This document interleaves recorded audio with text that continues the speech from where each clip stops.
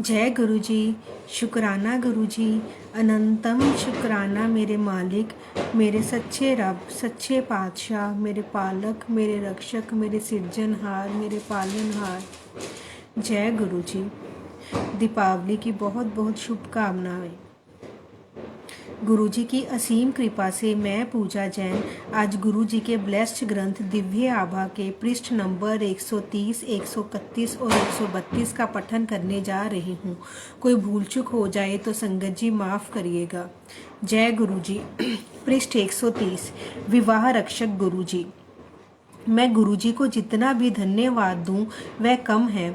हम गुरुजी के पास अपने व्यापार संबंधी समस्या लेकर पहुंचे थे और उन्होंने हमें तुरंत अपनी शरण प्रदान करी, परंतु अभी उससे भी बड़ी परीक्षा शेष थी। मेरे विवाह को 35 वर्ष बीत चुके थे। हमारे एक पुत्र और एक कन्या है, दोनों विवाहित, और घर में एक पोती भी है। कहते हैं कि किसी को भी जीवन में सब सुख प्राप्त नहीं होते। मेरे पति की आदतों में बहुत सुधार संभव था। वह जीवन को आनंद पूर्वक जीना चाहकर भी परिवार के किसी उत्तरदायित्व को लेने को तैयार नहीं थे, और जब वह मद्यपान करते थे मुझे भय लगता था। वह आक्रामक और अत्याचारी हो जाते थे। गुरु जी की दया से मेरे बच्चे सदा मेरा आधार रहे हैं। मैं गुरु जी के पास आकर उनसे अपनी पुत्री के लिए संतान की कामना करती थी। अपितु गुरु जी पहले मेरे परिवार का वातावरण स्वच्छ करना चाह रहे थे। संतान सुख देना तो उनके लिए कोई समस्या ही नहीं थी। एक दिन मैं गुरु जी के दर्शन के बाद घर पहुंची तो मेरे पति वहां पर नहीं थे। मुझे कोई चिंता नहीं हुई, क्योंकि वह गोल्फ खेलते हैं और सप्ताह में 4 दिन देर से आते थे। 62 वर्ष की आयु में भी उन्हें अपने मित्रों के साथ मद्यपान कर भोजन करने की आदत थी। मैंने क्रोध और प्रेम के दोनों मार्ग अपनाकर देख लिए थे, पर कभी सफलता हाथ नहीं लगी थी।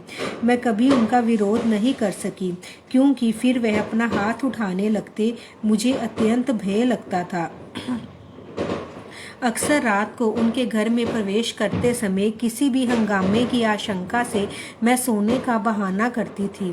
उस रात मैंने अपने सिरहाने की बत्ती बंद करी होगी कि मुझे गुरु जी की आवाज़ का आभास हुआ, जैसे उन्होंने कहा कि मालूम करो तुम्हारे पति कहाँ हैं। मैंने बत्ती पुनः जलाकर उनसे अपने मोबाइल पर संपर्क स्थापित करने का प्रयास किया। गुरु जी की दया से उनका मोबाइल काम कर रहा था और मैंने उनको एक स्त्री से बात करते हुए सुना। मेरे पति एक और स्त्री के साथ थे। ऐसा लगा कि वह उनकी प्रेमिका थी। मैं स्तब्ध रह गई। मुझे पता था कि जब वह युवा थे वह लड़कियों के साथ घूमा करते थे। जब भी मैंने आशंका जताई थी उन्होंने कहा कि एड्स के कारण वे ऐसा करने की सोच भी नहीं सकते। चूंकि मेरे पति अपने स्वास्थ्य का विशेष ध्यान रखते थे और इतने आत्मविश्वास के साथ बोलते थे कि मुझे उन पर कभी शंका नहीं हुई। अतः इस प्रेम संबंध से मुझे बहुत आघात पहुंचा। मैंने अपनी बुद्धि पर नियंत्रण रखते हुए अपनी पुत्र वधू को भी फोन पर हो रही बात सुनवाई। मुझे पता था कि इसमें प्रमाण की आवश्यकता होगी, अन्यथा वह मुझ पर अत्याचार करेंगे। मेरा बेटा उस समय दिल्ली से बाहर था। गुरु जी से मैं क्षमा प्रार्थी हूँ कि उस दिन उनके वापस आने पर मैंने उनको मारा और घर से निकाल दिया। वह नशे में इतने धुत थे कि उन्हें पता ही नहीं लगा कि क्या हो रहा है। उन्हें 10 दिन तक घर से बाहर रखा गया। बीच बीच में वह आकर क्षमा मांगते रहे। उनके अभूतपूर्व अहंकार रहा है और कभी शर्मिंदगी प्रकट नहीं करते थे। इस घटना के 2 माह के उपरांत उनमें बहुत परिवर्तन दिखाई दिया।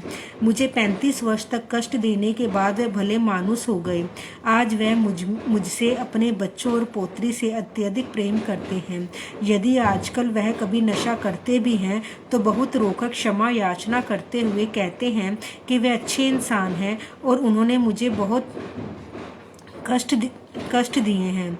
गुरु जी की कृपा से मैं सब कुछ भूल गई हूँ। मेरे पति और मेरा अगाढ़ प्रेम नवविवाहित दंपत्ति सा है। गुरु जी उन सब कष्ट सहने वाली महिलाओं को अपनी कृपा से धन्य करें। मैं सबसे गुरु जी के चरणों में आने का निवेदन करती हूँ।